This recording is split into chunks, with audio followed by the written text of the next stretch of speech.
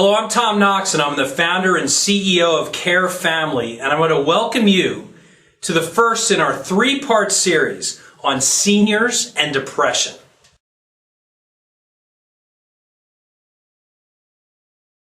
Let's talk about some of the causes of depression in seniors. You know, many of you, when you've dealt with a senior as a caregiver or with your mother or grandmother, you've seen sometimes when they face challenges, they begin to withdraw. So let's talk about some of the reasons this may be. And the first one I want to put up here is forgetfulness. When people are diagnosed with Alzheimer's or dementia, or when they're beginning to suffer the symptoms and they're forgetting things, common things, people's names, friends, family members, details, schedules, and they realize that something has changed, you'll see them begin to withdraw. They're embarrassed, they're depressed, and they start to withdraw from the people they love, and that causes a lot of depression. So you have to watch out for that and notice that when they're starting to forget things, you got to make sure you keep them engaged so you keep them from being depressed. Now, the second one I want to talk about is losing common freedoms in their daily life. What does that mean? You know, one of the most difficult days for a senior is when you have to have the conversation about not being able to drive anymore. Taking those keys from that senior changes their whole life, their whole world. Maybe it's not being able to take a bath and having to sit and have a conversation and say, you know what, Mom, you cannot do this anymore, or Dad, you have to have someone come over and bathe you. Well, that loss of independence really makes them depressed. Why? They realize the aging, is taking place, that they have to rely on other people. They're embarrassed, and it makes them depressed. The third thing I want to talk about is feeling like the kids or the adult children are the parents. So what does that mean?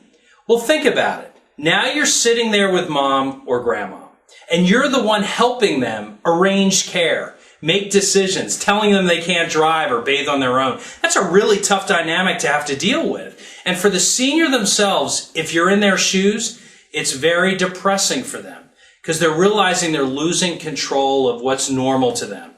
And so it's very, very important that we're sensitive to these changes, these life changes, these cognitive changes, so we can always make sure we're able to understand the warning signs and then be able to intervene to prevent as much depression as possible.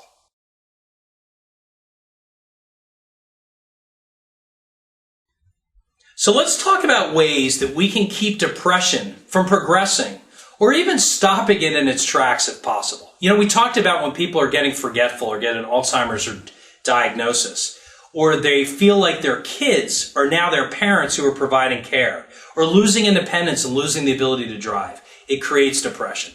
So what do? Well, the first thing we can do is we can visit our doctor and see if there's any meds that can be taken to prevent depression. You know, there are a lot of times where a senior themselves may need a period of time or even long-term where some sort of antidepressant can actually help their situation. I don't think you want to force it.